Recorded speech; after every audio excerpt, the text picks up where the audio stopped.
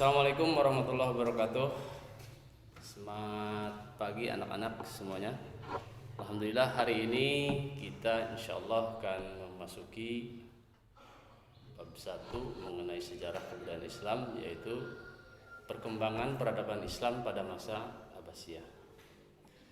Jadi kalau kita bicara masalah perkembangan, selalu mesti ada titik awal perkembangan, ya, masa kejayaan, kemudian masa penurunan dan masa kehancuran.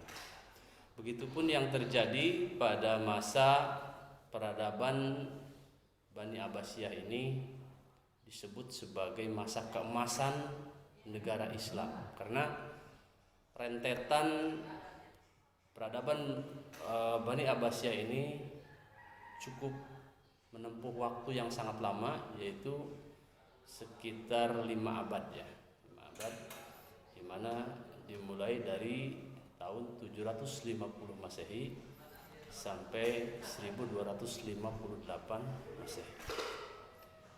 Sehingga di dalam perkembangannya peradaban Islam pada masa Bani Abbasiyah ini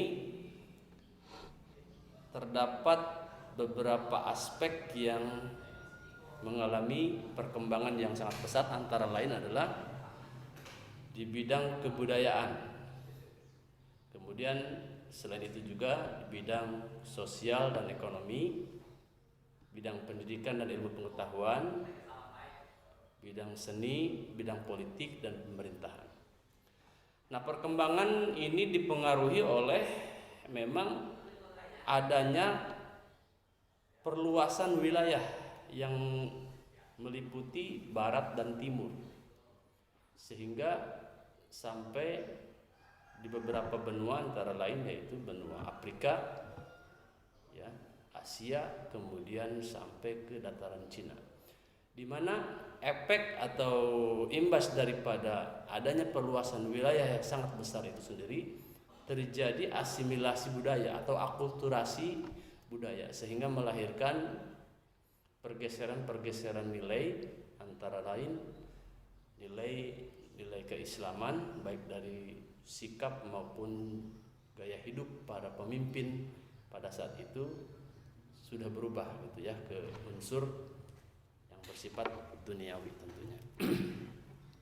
Nah, namun diakui memang pada perkembangannya Bani Abbasiyah ini mencapai masa keemasannya, terutama pada masa Khalifah Harun ar-Rasyid.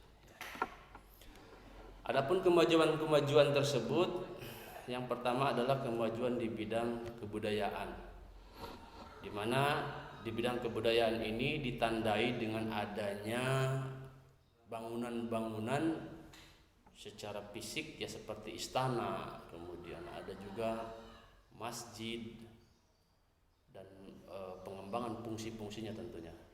Kalau sebelumnya masjid itu hanya berfungsi sebagai pusat ibadah, kemudian pada masa Bani Abbasiyah ini masjid lebih berkembang sebagai pusat kegiatan untuk menggali hal-hal yang bersifat ilmiah pada saat itu.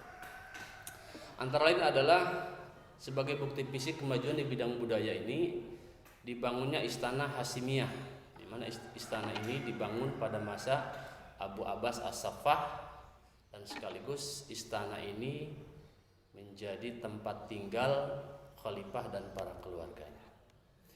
Kemudian yang kedua adalah dibangunnya kota Baghdad menjadi pusat peradaban, ya. Nah, kota ini menjadi pusat peradaban sehingga menjadi pusat perkembangan keilmuan di beberapa disiplin keilmuan tentunya.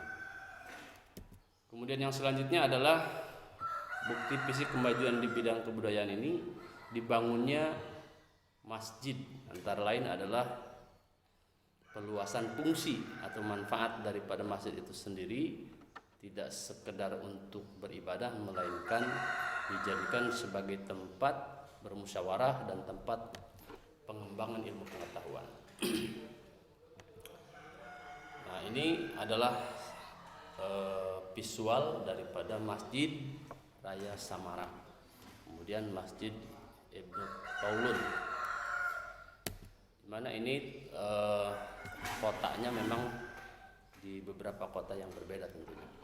Kemudian untuk selanjutnya adalah kemajuan di bidang sosial, di mana kemajuan di bidang sosial ini pada masa periode Bani Abbasiyah ini secara stratifikasi sosialnya itu dibagi menjadi dua.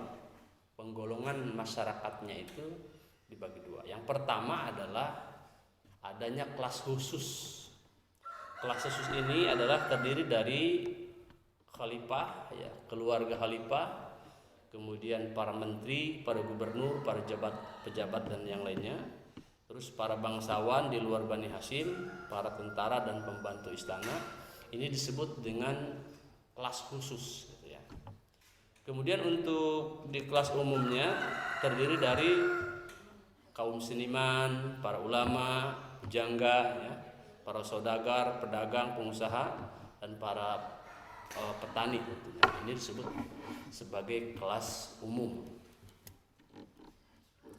Kemudian kemajuan di bidang ekonomi antara lain di sini pengembangan yang dilakukan oleh Bani Abbasiyah ini, yang pertama itu adalah memperlakukan ahli jimah atau penduduk non-Islam dengan baik dan adil, menjamin hak milik dan jiwa mereka hingga mau kembali bertani di ladang mereka. Jadi Bani Abbasiyah ini memperlakukan yang non-Muslim itu secara baik, sebagaimana memang yang diajarkan oleh baginda Nabi Shallallahu Alaihi Wasallam. Kemudian yang kedua adalah mengambil tindakan keras terhadap pejabat yang berlaku kejam terhadap para petani. Yang ketiga adalah memperluas daerah pertanian di segenap wilayah.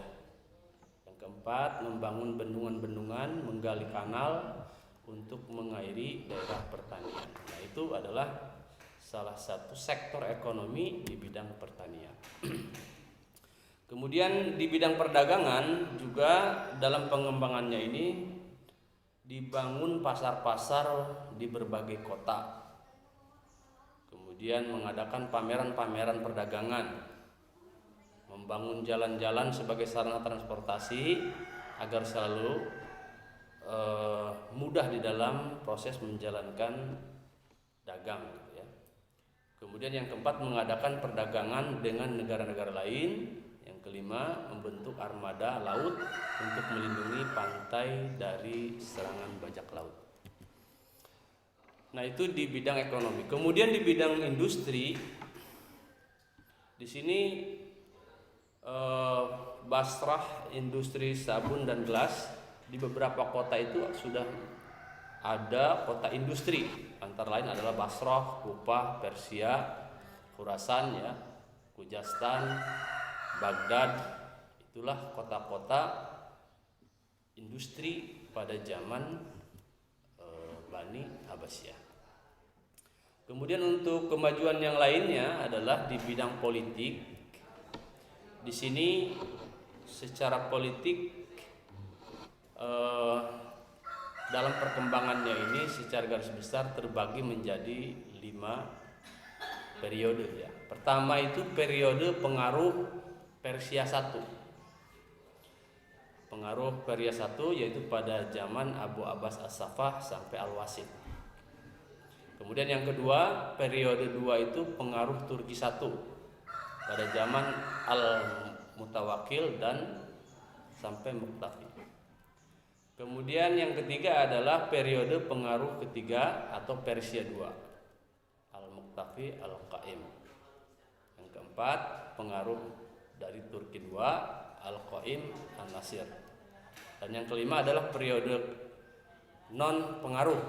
Jadi pada saat periode kelima ini, jadi itu sudah memasuki masa-masa kemunduran atau kehancuran, sehingga Bani Abbasiyah itu sudah tidak dipengaruhi oleh Persia, tidak dipengaruhi oleh Turki, ya, sehingga pada saat itu kekhalifahan itu hanya simbol saja karena sudah tidak memiliki kekuatan secara militer dan tidak memiliki kekuatan politik secara internasional, gitu ya, tentunya.